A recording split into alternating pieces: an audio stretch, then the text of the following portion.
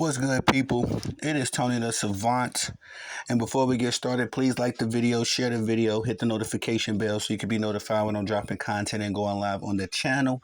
As well, if you have not already, please subscribe to the channel as I drop content daily, go live daily, stay very busy on the platform. And last but not least, please leave your thoughts and opinions in the comment section, as I'm always intrigued to hear what you all got to say about these topics. And ladies and sports fans, and gentlemen, we got to recap another SEC Southeastern Conference football epic game, dare I say? Dare I say? I was not expecting this game between the South Carolina Gamecocks and the Alabama Crimson Tide. To be so good, man. I thought Alabama would come into this game with a bit of a chip on their shoulder, as they had the upset of the century last week, losing to the Vanderbilt Commodores. Now, although Vandy, they have not been no punks, no scrubs this season, and I mean, I don't think you can say that about any SEC football team. Compared to what Alabama, how they're constructed and the expectations of this team, I don't think anybody saw that coming outside of the Vanderbilt school. But coming off of that epic loss, I figured that Alabama would come into this game, with a chip on their shoulder, with something to prove and show the world once again that they are one of the formidable programs in college football this year. But that kind of wasn't the case. In fact, Alabama did come out pretty strong. Let me just say that. I think they got up 14-0, I believe, in this game. And then the Gamecocks put on the show themselves. This kid, what's his name? Sellers. Let me look at his name real quick, because disclaimer, I've said this before, I'm a rookie and covering college football this year. This is my first year doing it. Watched last year, had my intern year. This year I'm jumping in the pool. But at the same time, Lenoris Sellers, this kid was balling. Dare I say he outperformed Jalen Milroe slightly. But let's just get into this game. As the Alabama Crimson Tide, they were able to win this game 27-25 by the slimmest of margins, and literally could have easily lost this game. They gave South Carolina at least 2 or 3 opportunities at the end of the game to win this game, but the Gamecocks just were not able to, capitalize on those opportunities. But the first quarter started out with Jalen Milroe doing what Jalen Milroe does. He had a 1-yard touchdown rush that would put Alabama up 7-0.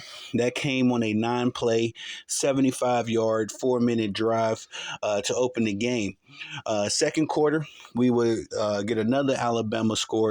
This time, Justice Haynes with a 2-yard run, and that would put them up 14-0. Then the Gamecocks decided to clock into work. They decided to show up, and they rattled off a 19-point run themselves, starting with the Mazeo Bennett 36-yard pass from Lenoris Sellers on a 10-play, 75-yard drive. And then we would get a safety. Jalen Milroe got tackled in the end zone. No, I believe he got an intentional grounding in the end zone. So that would make the game 14-9. Alex Herrera would hit a 37-yard field goal to make it 14-12 to go into halftime. And then the Gamecocks would score the only touchdown of the third quarter, which came on a Raheem Sanders 1-yard run. Gave the Gamecocks the lead, 19-14, and at that moment, I started putting Alabama on upset alert again, because they were not looking good. That defense couldn't stop a nosebleed at one point, but they were able to get into their bag. Jalen Milroe got to set another rushing touchdown, 7-yard run. They tried to get a 2-point conversion to tie the game up, to give a 1-point lead, but no. Wait. Yeah, that would have tied the game up. No, hold on. Why didn't they get a 2? I'm looking at this. I'm sorry, y'all. because the game was 19-14. Oh yeah, no. They would try to get a 2 point conversion so they could be up by at least a field goal. That's what it was. I'm sorry. Looking at this wrong.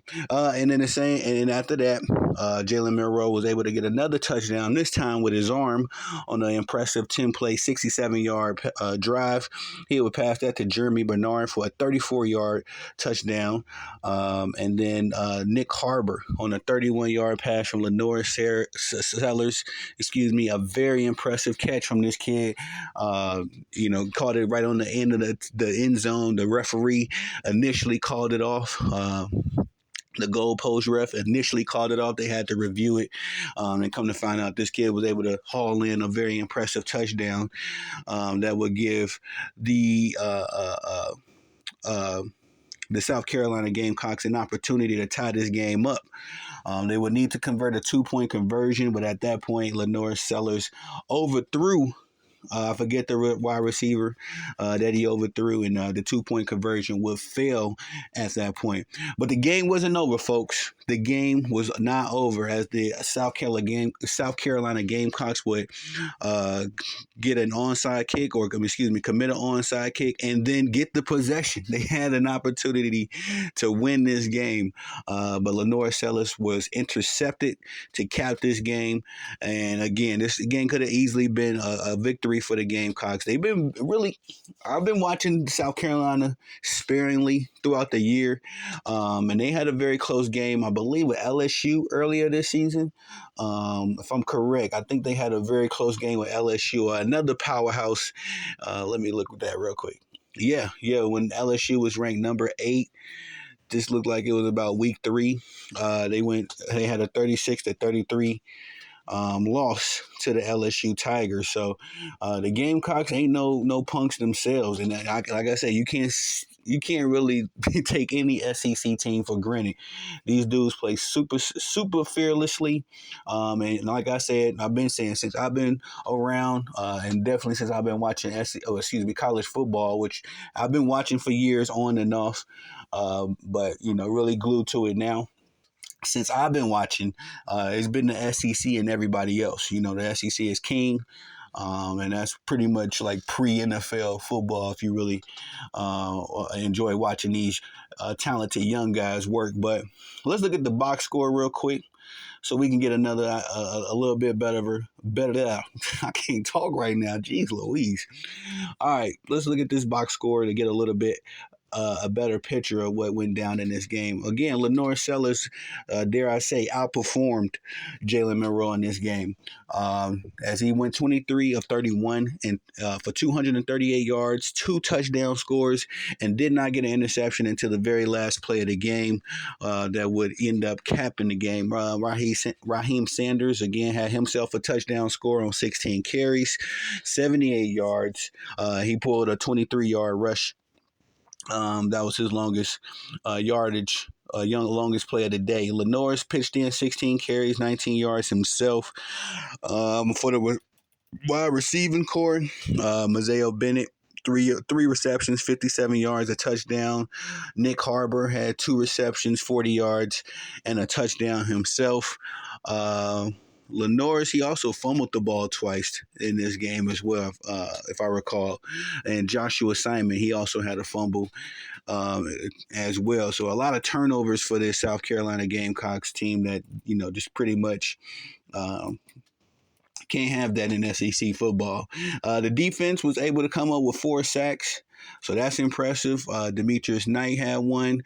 Tonka Hemingway had 1, and Kyle Kennard had 2 sacks on the day. So that Gamecock defense was playing SEC defense. Very impressed on their end. For the victor, the Alabama Crimson Tide, Jalen Milroe, who was a Heisman candidate. He was everybody's favorite Heisman candidate 2-3 weeks ago after that Georgia victory. Looked very pedestrian in this game. And in fact, may I interject that the Gamecocks, South Carolina Gamecocks, incorporated a little bit of that Vanderbilt game plan by restricting his running ability, because I've been saying this about Jalen Milroe just as far as my evaluation of him so far. He can't really beat you with his arm. You know, he's got to run around. He's got to do the rushing thing respectfully. You know, I don't say that to diss the kid, but, you know, if you can keep him just throwing the ball, you know, 50, 40, 40 or 50 times, you can beat this Alabama Crimson Tide team. That's what Vandy did. But 16 of 23 for him, 209 yards, one touchdown, two interceptions. He also had 18 carries for 36 pedestrian yards, at least compared to what we've been seeing him do. I think he started off the season with, you know, at least 100 yards passing, 100 yards rushing in the first four matchups. And Jam Miller also pitched in 12 carries. He had 42 yards. But may I say, Jalen Monroe was still able to do his thing as far as scoring goes. He had two touchdowns on the ground. Justice Haynes also pitched in a rushing touchdown. Jeremy Bernard caught the lone touchdown pass, as we mentioned before, from Jalen Monroe. He had four receptions for 89 yards. Ryan Williams, who was pretty much, you know, APB in this game. I was looking for my dude, Ryan Williams, who's probably my favorite player in the league right now. Him and the other wide receiver, McMillian for the Arizona. I think they're the Wildcats as well out there. I like those. I like these kids, you know, a lot. And as far as when it comes to my favorite position, it's probably the wide receiver. I'm gonna be a honey. I love the wide receiver position. That's the one. That's the one position I tried out for when I played in football. But the star linebacker at my school, uh, dude hit me and put my lights out. That was the only time I really had a concussion. You know, I told coach, I remember walking up. I remember this much about this that day. I walked over to my coach and was like, "Brother, I'm good. I'm great. I don't need this." And I went on home that day, never to return to the game of football. But looking at the Alabama Crimson Tide defense, they had four sacks on the day as well. Jahad Campbell pulled up one. Miriam Latham pulled up one. Quay Robinson had half a sack. Jordan Renaud pitched in the other half of that sack, and it ended the game with four of them. That interception that we mentioned earlier that ended the game, Domani Jackson was able to reel that in for the Crimson Tide defense. And the Crimson Tide, man, they snuck out the back door. I mean, you could even say they snuck out the window with this victory, man, because, again, it was a very good game that went down to the wire. For the team stats, real quick, 23 first downs for the South Carolina Gamecocks, 20 first downs for the Alabama Crimson Tide. Third down conversions, something I'm very keen on, giving your team more opportunities to stay in the game. 7 of 15 for the South Carolina, and 5 of 11 for Alabama. Total yards, we had 374 for the Gamecocks, compared to 313 for the Crimson Tide. Passing yards, 209 for the Crimson Tide, 242 for South Carolina. Moving down a little bit, we had rushing yards, another one of my favorite stats. Although I really pull for wide receivers. The rushing game is pretty much like, I think it's a recipe for success. You know, if you want to have a championship winning team, you got to have a rushing attack. 132 yards for South Carolina compared to 104 for the Crimson Tide. Penalties, another key stat that I always pay attention to. How many times do you take your team out of the game or stop the momentum? We had 6 for the Gamecocks, 7 for the Crimson Tide. Time of possession was almost smack even, 31 minutes for the Gamecocks and 40 seconds, and 20 compared to 28 minutes and 20 seconds for the Crimson Tide. So number 7 ranked Crimson Tide, again, snuck out of the side window. And I'm going to look for this AP poll because I'm not sure if they will if they going to move up in the poll. I was trying to say, I'm not sure that Alabama moves up in the poll after this, especially with a number of other teams being able to pull off victories this week.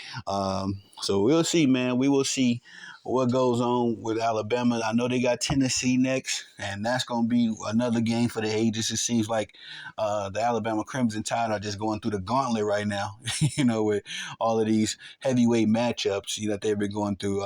But that's conference play for you. That's the SEC for you. But that's all I got for y'all on this one. Please like the video, share the video, hit the notification bell so you can be notified when I'm dropping content and going live on the channel. As well, if you have not already, please subscribe to the channel as I drop content daily Go Live Daily. Stay very busy on the platform. And last but not least, please leave your thoughts and opinions in the comment section. I'm always intrigued to hear what y'all got to say about these topics. I am Tony the Savant. Peace.